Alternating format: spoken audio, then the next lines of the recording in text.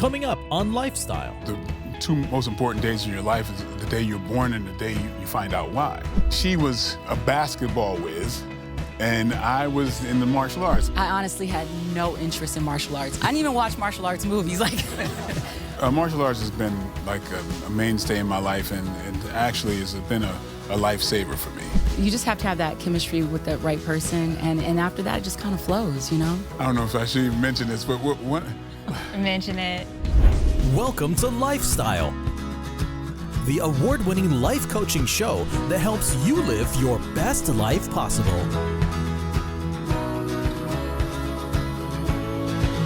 Here's your host, Roy Ice.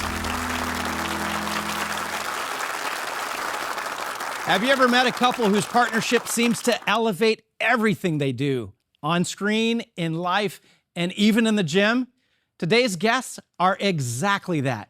Best known for their action-packed performances on film and television and a shared passion for martial arts, they are true partners in every sense of the word.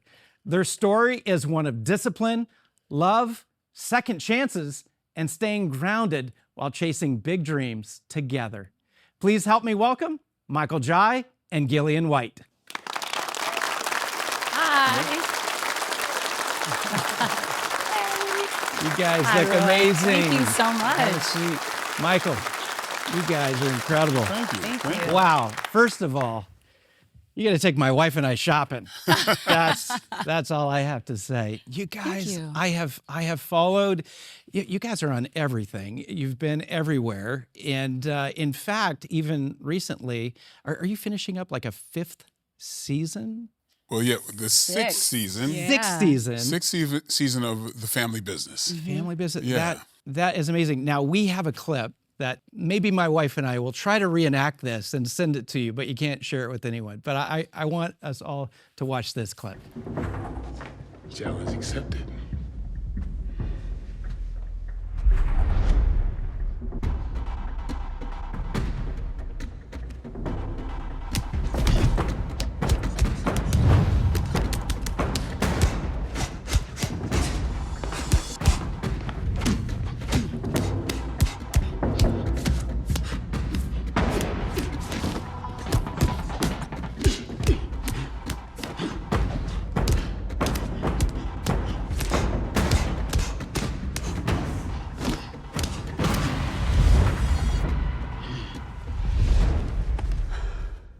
So good. Thank you. Wow. Like that is a lot of choreography. How long did that take you guys to put that together? We shot that in about 40 minutes, actually. No. Yeah. But that's our upcoming movie, Trouble Man. That's Yeah. for Trouble Yeah, Man. yeah, Yes. that's a movie coming out this year. So talk to me about this, because my wife and I don't fight this way. I hope not. No. What is the setting for what you're doing there? Well, I mean, my wife was a natural athlete. We're best of friends. Yeah. There's no secret to that. We've known each other for now we're going on 29 years. 29 but, years. But yeah. Thank you. Yeah. So we're kind of attached at the hip. We just have a lot of fun. We do a lot of things together. We work out together. Yeah. She was a basketball whiz, and I was in the martial arts. And so, she kind of like started working out with me, and I became her instructor. Yeah. And she, she really took to it, being a natural athlete, and here we are. Well, you're known mostly for incredible martial arts in the films and television that you do. We'll talk more about that later, but you didn't do any martial arts before you got together? I honestly had no interest in martial arts. I didn't even watch martial arts movies. But no, like you said, I'm a natural athlete, so I take to any type of physical activity really quickly. Yeah.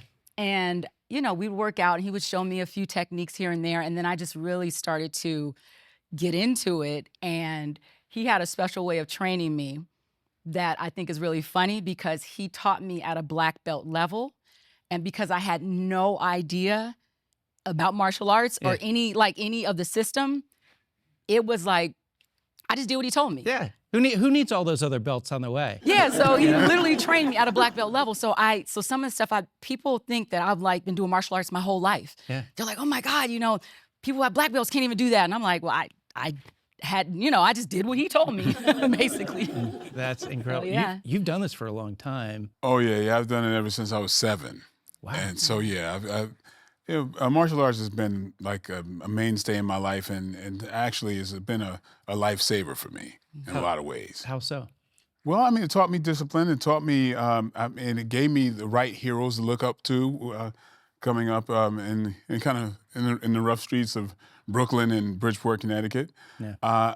And it taught me how to overcome obstacles. That's the biggest thing with martial arts. Mm-hmm. You got the belt levels, right? You're a white belt. You have to do, and like life, there's always obstacles that you have to overcome, and you have to do it internally.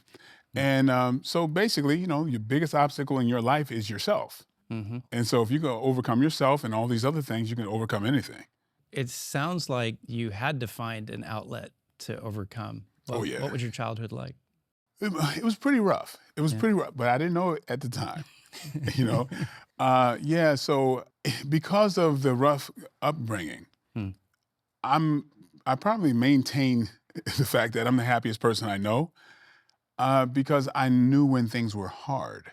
Yeah. So I really appreciate, and I can't. Oh my goodness, I'm embarrassed to complain about anything in my life now. And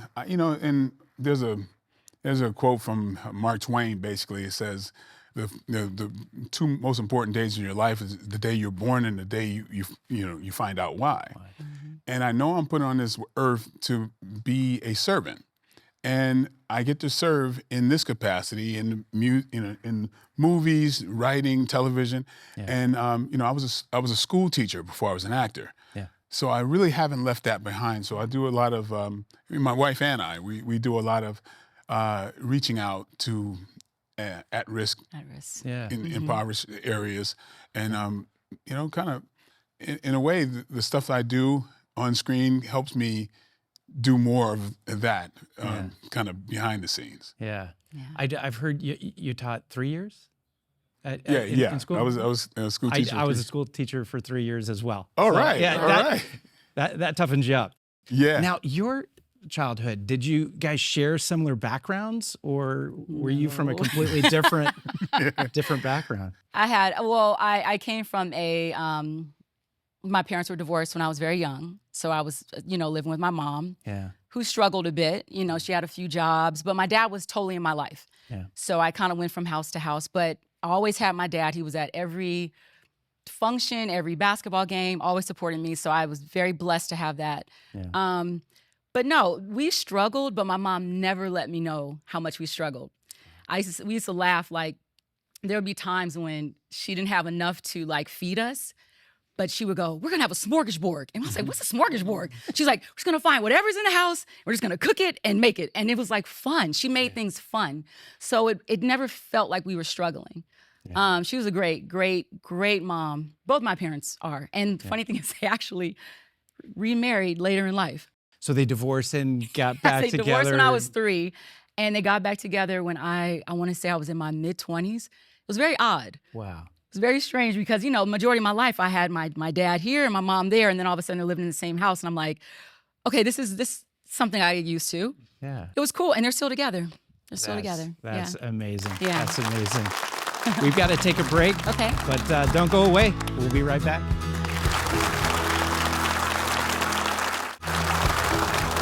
We're back with Michael Jai and Gillian White, and joining us is our key expert, Marie. Thank you so much, Marie, for joining the conversation.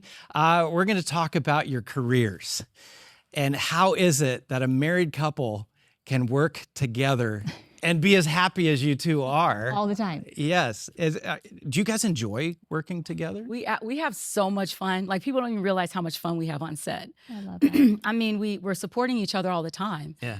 So, and we're helping, with each other's lines and rehearsing and stuff. But a lot of people go, oh, it must be so difficult. You guys must art. I'm like, never.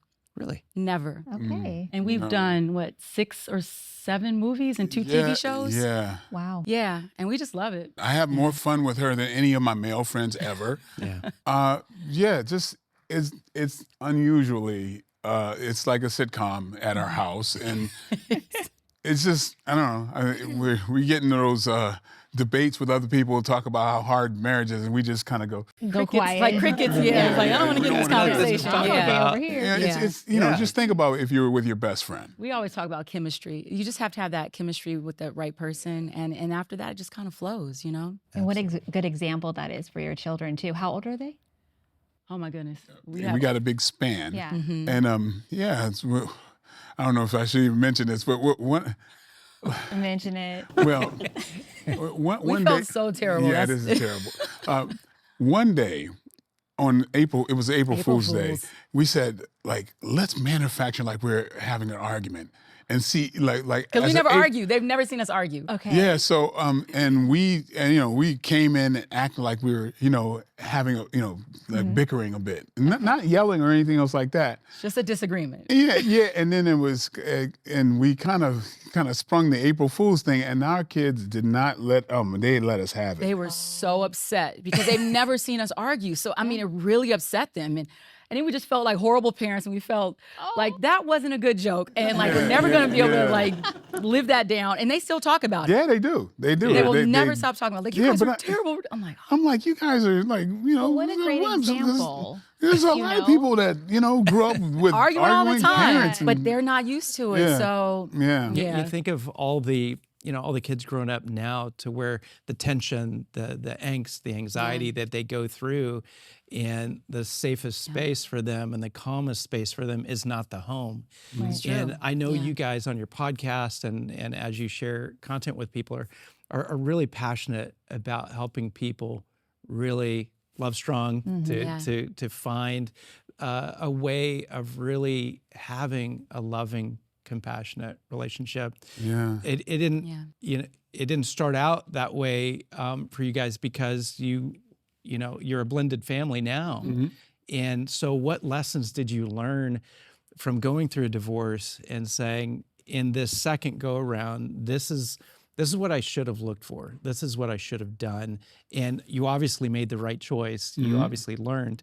What are some of the things that you wish people would know going into a relationship? Well, I would encourage anyone, if you have that chemistry, that's the thing that doesn't change. Yeah.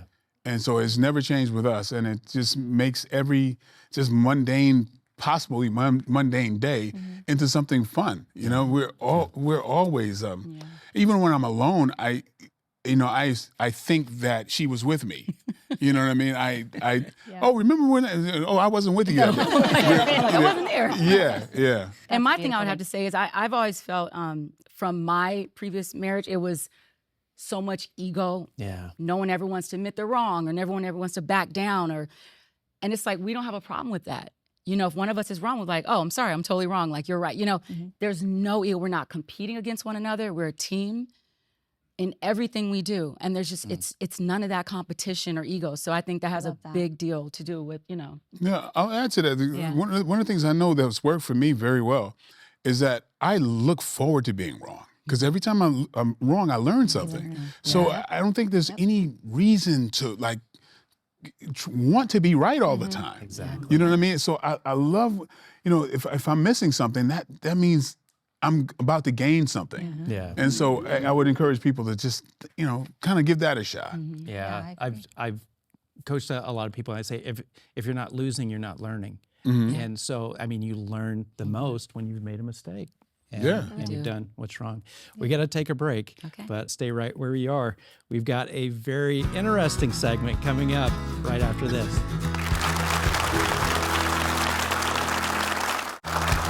We're back with Michael John and Gillian White. And I understand, Michael, that you have 8 black belts. Yes, sir. Yes, sir. Yeah, I've been doing it ever since I was a kid. Okay. Well, I don't mean to brag, but I have 2 black belts, and they're both genuine leather. And so let's have some fun here. Yes. All right. Before we get started, though, you guys teach self-defense. You guys have daughters. Would love to know what's the most simple way walking down the street a girl can protect herself. What do you guys teach your daughters on, just staying safe, being aware of your surroundings? First and foremost, I have to say this is what I teach first is mindset. Right. Okay, the tools don't matter if your mindset is not right. So you have to understand, and you have to make that distinction very fast, that if somebody is accosting you, they're trying to take away everything you know and love. And so you have to make a quick decision to just be. You kind of tap into your more antisocial behavior. Wow, okay. Because you have to strike another person. So it's mental before it becomes physical. Absolutely. So you have to preload that in your head just to say, if something happens, I have to go to that fight mechanism. So, but as far as technique-wise, there's a lot of very fancy things that will never come to mind, and especially in a situation like that.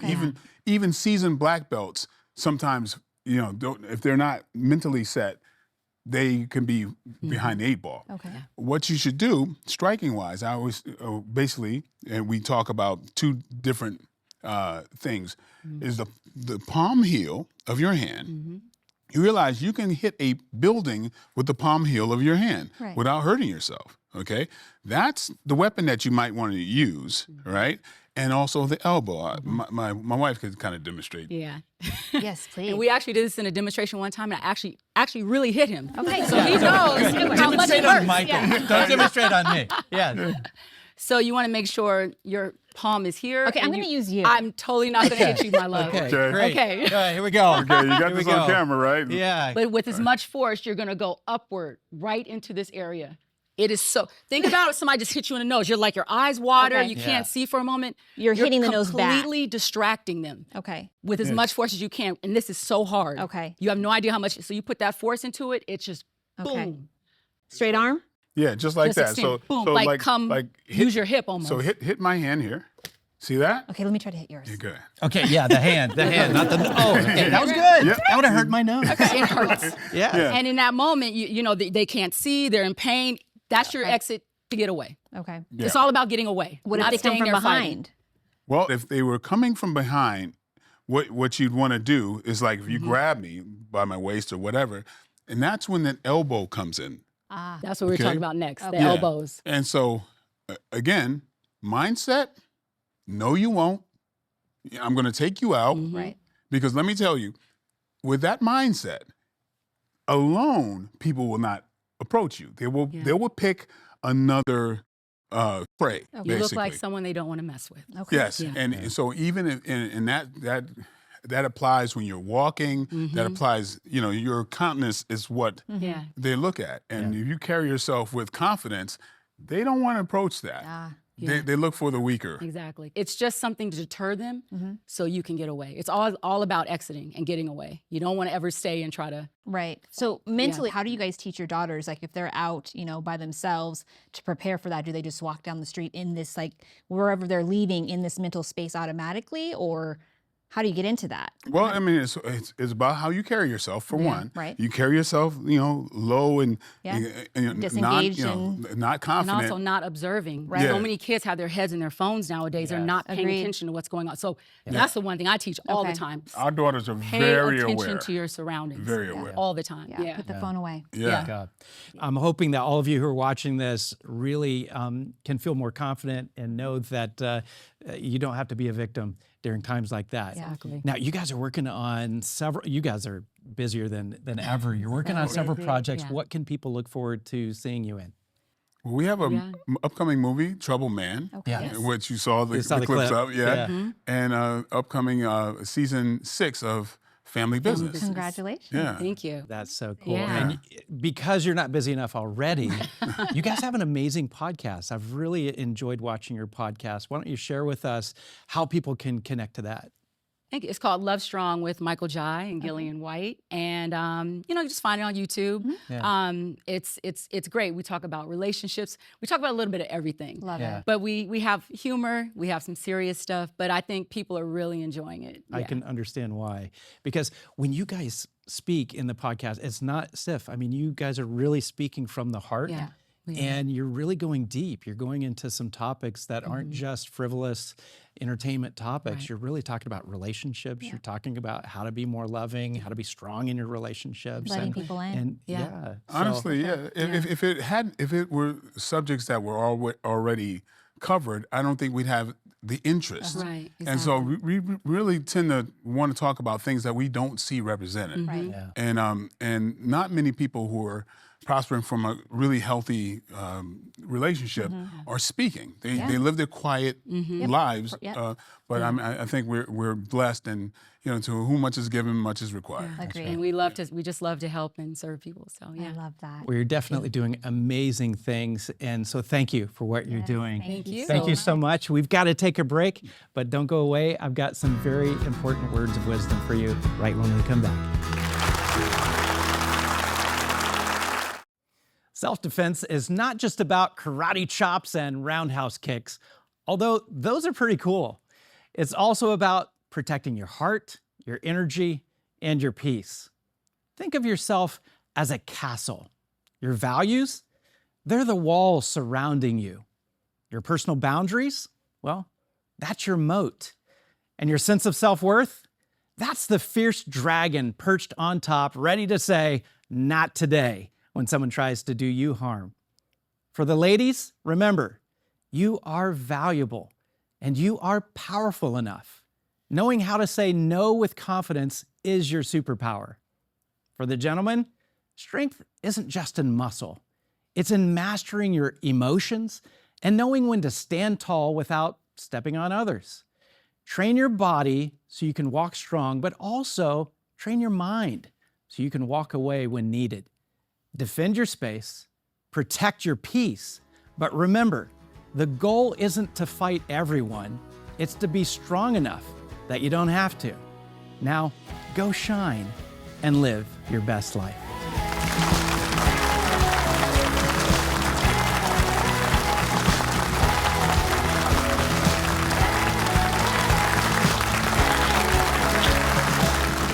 Don't forget that you can find exclusive content on all of our guests.